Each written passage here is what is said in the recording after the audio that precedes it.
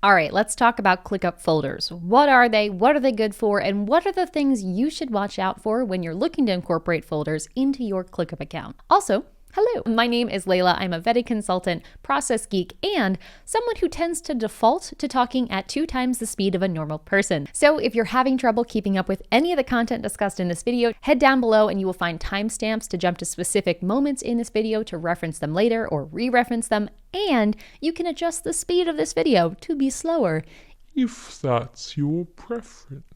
But without further ado, let's talk ClickUp folders. ClickUp folders are containers that allow you to group lists in ClickUp.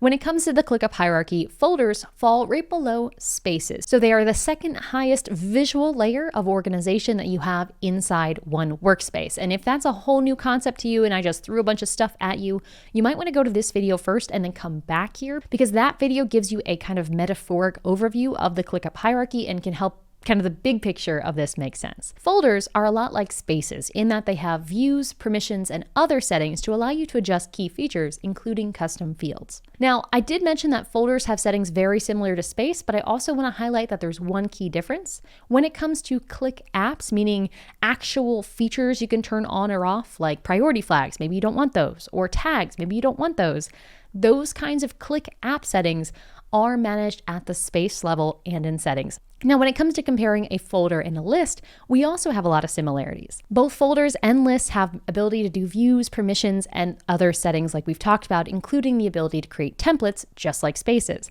But lists have a few features that folders do not include. This includes the ability to have an owner, basically an assignee for the entire list. Lists have the option to add dates to the list, which a folder cannot do. Lists also have a list info section, which is super valuable for documentation, which a folder does not currently allow you to add. Last but not least, for those of you who use the portfolio widget, lists report more substantially. They have greater details in a portfolio widget than what you'd see in a folder for these reasons. So when we're comparing spaces, folders, and lists in terms of complexity and features, lists have the most features, and folders are there at the bottom as the simplest piece of these 3 layers of the hierarchy. So now we get what folders are. What's a good time to incorporate folders into your workflow? Well, this might sound a little basic, but the best time to incorporate folders into your setup is any time you need to group lists. I know that sounds like kind of a cop-out answer, but by default, I would suggest people start with just spaces and lists. And if you ever get to a point where, say, you have a list for each new hire and you want to collect them all under a folder called New Hires, that would be a good time to introduce a folder because it will allow you to group a bunch of lists together. In addition to the ability to collapse and expand, this folder would allow you to have folder level views to summarize all of the stuff inside the folder. So as simple as it sounds, the best time to incorporate a folder is when you actually need to group lists. If you don't feel strongly that, I really need to group these lists together, don't.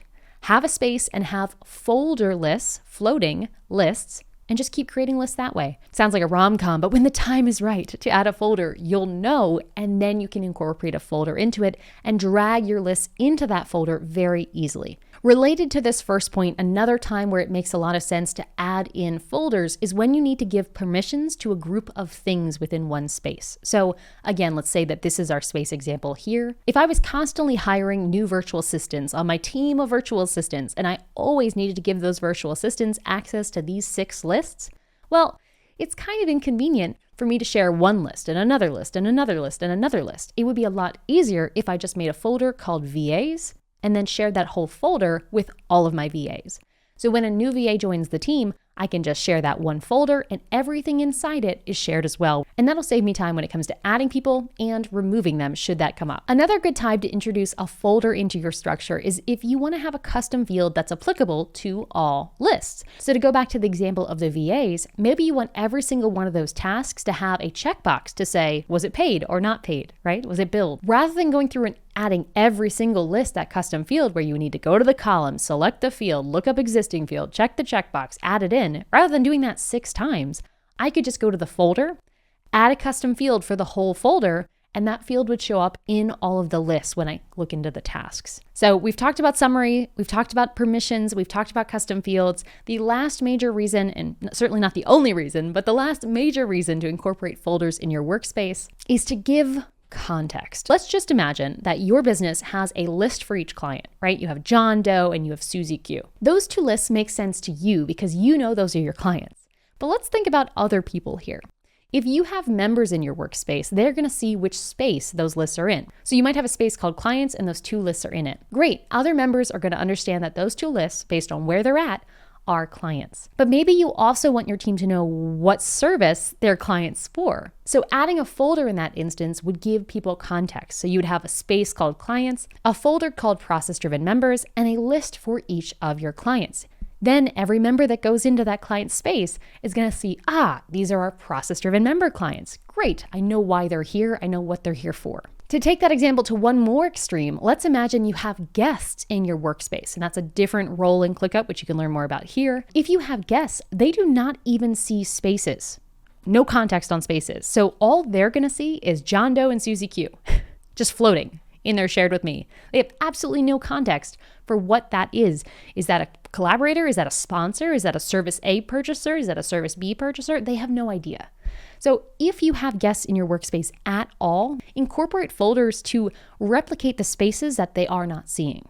So in that case, if I was working with guests, I might create a folder called clients of ProcessDriven membership and put those two lists in there. So that way all of that context is delivered to my guests who, again, do not see spaces. Now that was a lot of info. So I'm going to wrap us up here with just some pro tips around folders. Pro tip number 1 is it can feel like lists get stuck in folders. In fact, some of you have reached out to me with this issue where you add lists into a folder and then you feel like you can't get them out. But the fact is you actually can put lists not in folders. I talked about this a little bit earlier on in the video, but click on those 3 dots on a given list, and there is an option there to move out of folder or to make that list folderless. Pro tip number 2 is that you can reorder your lists alphabetically or manually. Just keep in mind that your folder list stuff, the stuff that's just floating in the space for guests, will still show up kind of chaotically no matter what you do there. The last pro tip I have here is more of a pro watch, meaning watch out for nested folders we're being told they're coming very soon. So at the time of recording this, we do not have a definitive date, but I am going to put in the description below the feature request for nested folders. So if you click on that link, no matter when you're watching this video, you should see the current status as to whether that feature has come out yet or not. Nested folders, in theory, will be the feature to allow a folder to be inside a folder. And we don't know how many layers they're talking, but ClickUp has mentioned that it's in the works.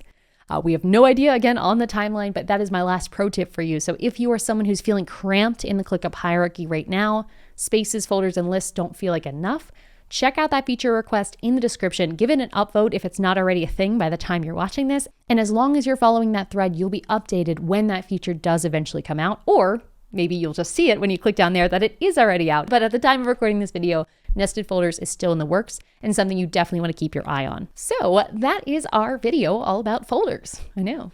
So exciting. If you have any questions about folders that I did not cover in this video, please do leave them in the comments below. And while you're down there, do your public service, earn some good karma, and like and subscribe. Those activities cost you nothing and they help the YouTube algorithm show this video to more people. So if you want to support this channel for free, just click the button over here. You could already be done by now. Thank you for your support and thank you for watching either way. And until next time, enjoy the process.